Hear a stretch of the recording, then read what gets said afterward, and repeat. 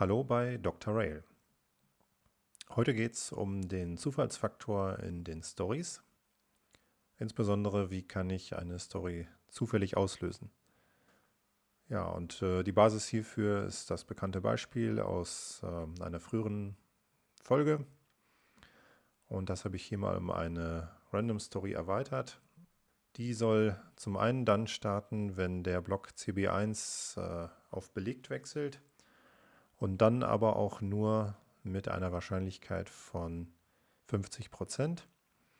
Das heißt, es wird also nicht jedes Mal etwas passieren, wenn ich hier in den Block CB1 fahre, sondern nur im Mittel jedes zweite Mal. Deswegen können wir uns hier mal im Zeitraffer anschauen, wie das dann aussieht. Das reicht hier völlig aus, auf den Block CB1 zu achten. Da fahren die Loks fröhlich rein und raus und man kann erkennen, wenn der Block von frei auf belegt wechselt. Mal startet die Story dann hier rechts oben oder mal auch nicht.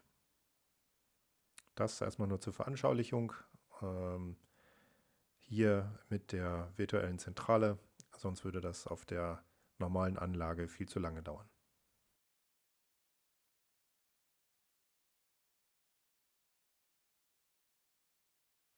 Diese Mini-Story besteht hier nur aus 4 Cases in dem Switch-Case. Vor dieses Switch ist aber eine Function gebaut im XML-Skript, die sich dann nennt checkTrigger. Und diese Funktion prüft letztendlich, ob zum einen die Bedingung erfüllt ist und dann noch, wie der Zufallsfaktor damit eingeht. Es ist hier so, letztendlich, wenn die Story dann ausgeführt wird, dann wird eine bestimmte Variable, hier diese Story Random ID, auf einen bestimmten Wert gesetzt. Und wenn das der Fall ist, dann wird das Trigger-Skript über einen Switch wiederum diese Variable auswerten und dann auch die Story im Endeffekt wieder aufrufen. Das Ganze passiert aber nur, wenn diese Variable tatsächlich mit einem Wert ungleich diesen 2 Punkten gesetzt ist. Die 2 Punkte sind hier quasi so der Platzhalter für keine Random Story läuft gerade. Nochmal zurück zum checkTrigger. Der prüft zum einen, ist der Block belegt. Das ist, denke ich, relativ klar. Zum anderen prüft die Bedingung aber auch, ob der vorherige Blockstatus 0 ist. Den vorherigen Blockstatus, den hole ich mir hier aus einer Bedingung, die ich auch jedes Mal mit abfrage. Ja, da wird sozusagen, nachdem hier die Hauptbedingung erledigt wurde, wird immer noch diese temporäre oder quasi lokale Variable beschrieben. Auch entsprechend wieder Block belegt, Wert 1, Block nicht occupied, dann 0. Und so kann ich hier sozusagen über diese temp-SRI auf den vorherigen Blockstatus zugreifen und löse also grundsätzlich erstmal nur dann aus, wenn der vorherige Blockstatus nicht occupied ist und der aktuelle Blockstatus tatsächlich aber occupied ist. Also sozusagen die steigende Flanke.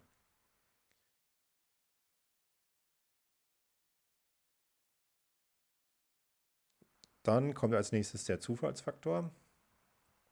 Dazu habe ich eine Aktion angelegt in Rockwell, die da heißt getRandomValue und die wird auf diesen Random Value entsprechend einen Zufallswert legen mit dem Minimum 1 und dem Maximum 100. Das lässt sich auch individuell immer frei verändern und schreibt dann ganz schnell das Ergebnis hier in eine eigene Variable rValue.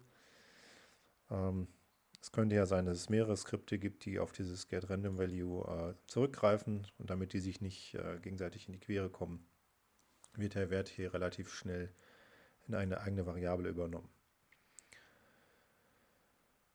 Die Zufallszahl ist, wie gesagt, zwischen 1 und 100 und hier gibt es eine Abfrage dann, ob diese Zufallszahl kleiner als 30 ist.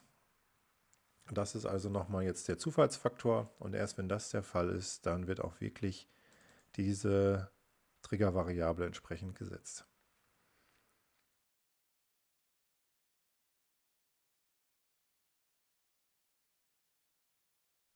Jetzt gibt es in dem Code, den ihr euch auch runterladen könnt, 2 Testabschnitte. Zum einen hier ein Test, ob die Zufallszahl auch funktioniert. Das speichere ich hier mal ab, beziehungsweise kommentiere es vorher ein und würde dann das einfach mal hier wieder laufen lassen. Und wenn ich jetzt hier das Random anschalte, dann sieht man hier im Information Textfenster, dass da entsprechend mit jedem Story-Trigger Zufallswerte kommen zwischen 1 und 100. So kann man sich also sehr schnell mal eben einen Test schreiben, ob das soweit funktioniert. Dann machen wir das mal wieder aus. Und als nächstes gibt es auch nochmal, die Zeit halte ich auch nochmal an. Und als nächstes gibt es hier nochmal Testcode, um zu schauen, ob der Trigger funktioniert.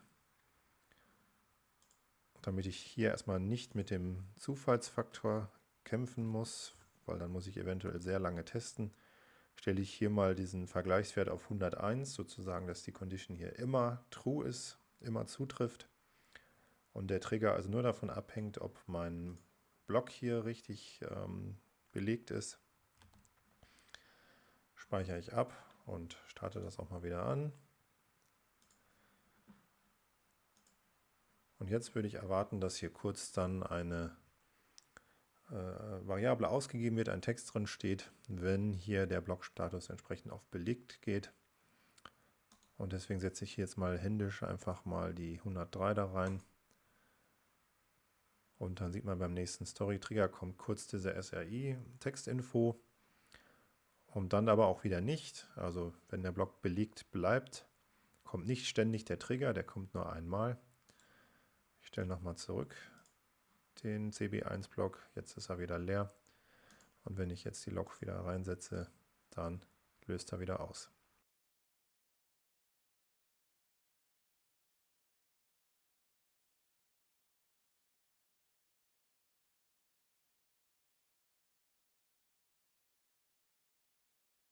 Dann kann man hier den Testcode wieder rausnehmen und wäre hier in der eigentlichen Story-Ausführung. Da gibt es eigentlich nur 2 Fallunterscheidungen. Einmal, es wird gerade keine Random Story ausgeführt, dann stehen hier die beiden Punkte drin. In dem Fall werden alle Check-Trigger-Funktionen aufgerufen. Es wird aber keine Story ausgeführt, beziehungsweise weiter aufgerufen. Und sollte diese Random ID von irgendeinem der Trigger definiert sein, dann wird hier der Switch ausgeführt und entsprechend die Story dann aufgerufen und so lange ausgeführt, bis die sich übrigens wieder zurücksetzt. Deswegen ist es ganz wichtig, am Ende dieser Random Story entweder die Reset-Aktion aufzurufen oder entsprechend den Story-Off-Button wieder auf On zu setzen, sodass sich die Variablen Story-Index und auch diese Random-ID wieder zurücksetzen. Das alles wie immer zum Runterladen und damit viel Spaß.